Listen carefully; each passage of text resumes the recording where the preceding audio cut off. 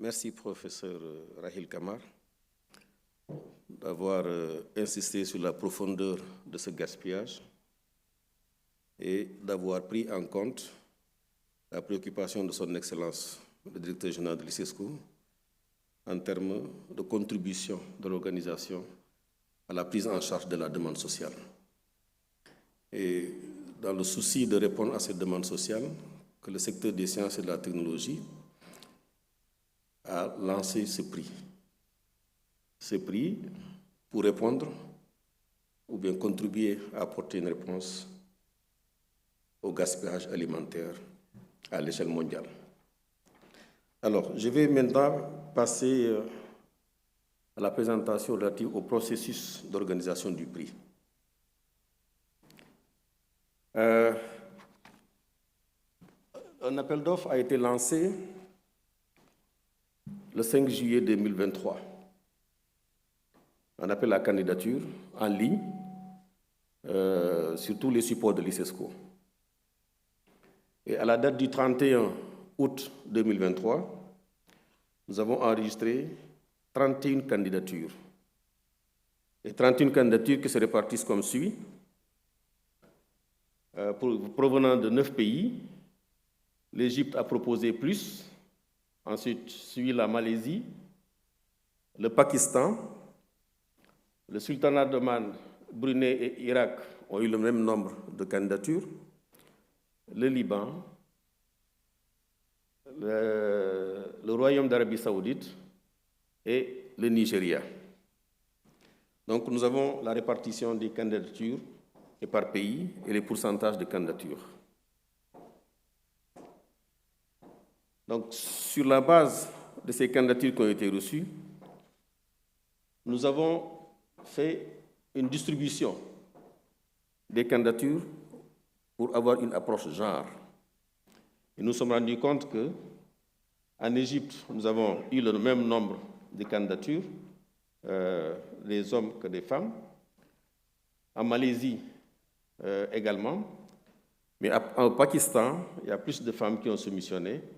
Le Sultanat d'Oman, c'est 50%, 50%. Par contre, Brunei et Irak, Liban, ce sont les femmes qui sont majoritaires, pour ne pas dire qu'elles sont les seules à avoir présenté, et le Royaume d'Arabie Saoudite et le Nigeria également.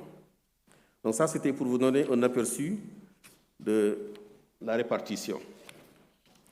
Sur la base maintenant de ces candidatures qui ont été reçues, le comité scientifique s'est réuni pour évaluer, une pré-évaluation, je devais dire, sur la base des critères suivants. Le premier critère, c'est l'éligibilité de la proposition, c'est-à-dire son adéquation, l'adéquation entre la problématique du prix et le projet proposé. Le second critère, c'est l'adéquation entre les profils des membres de l'équipe et le domaine couvert. Le troisième, c'est la faisabilité technique. Le quatrième, c'est le réalisme, la réalisabilité et l'accessibilité du produit, parce qu'il ne sert à rien de mettre sur le marché un produit qui va coûter cher, donc sa mise à échelle posera problème. Et enfin, le dernier critère, c'est le respect de l'environnement. Oui, puisque nous voulons protéger l'environnement en récupérant les déchets alimentaires, il ne faudrait pas le polluer en valorisant les déchets alimentaires. Après ce travail de présélection, 7 candidatures ont été retenues.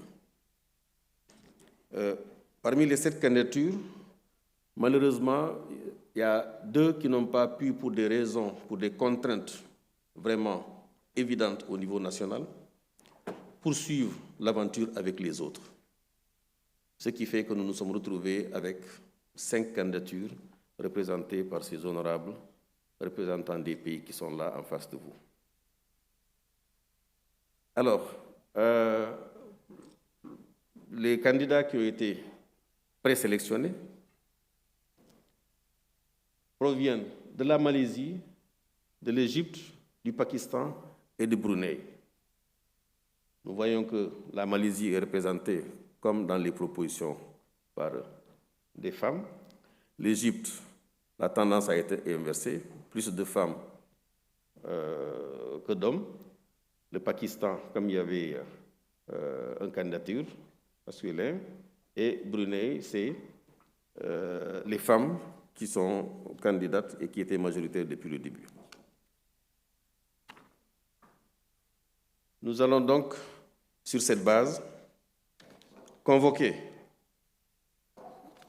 un jury sur la base de leurs compétences, de leur expertise et de leur fine connaissance de la thématique du prix. Je me fais le plaisir de vous présenter successivement les membres du jury qui ont plus qualité à apprécier, à aller dans le fond des dossiers.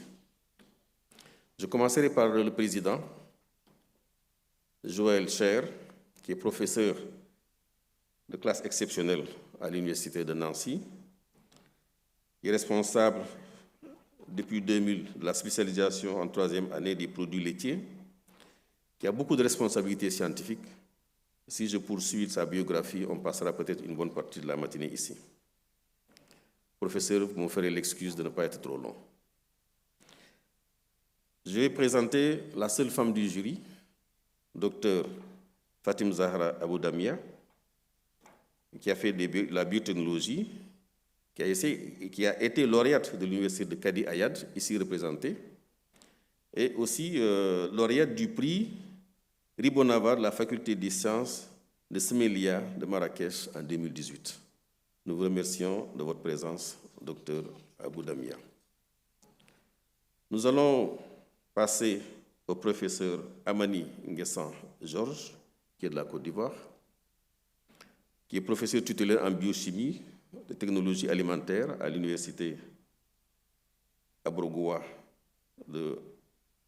d'Abidjan, spécialiste en sciences et technologies des aliments, et aussi il a eu beaucoup de titres honorifiques au niveau national comme international avec beaucoup de publications.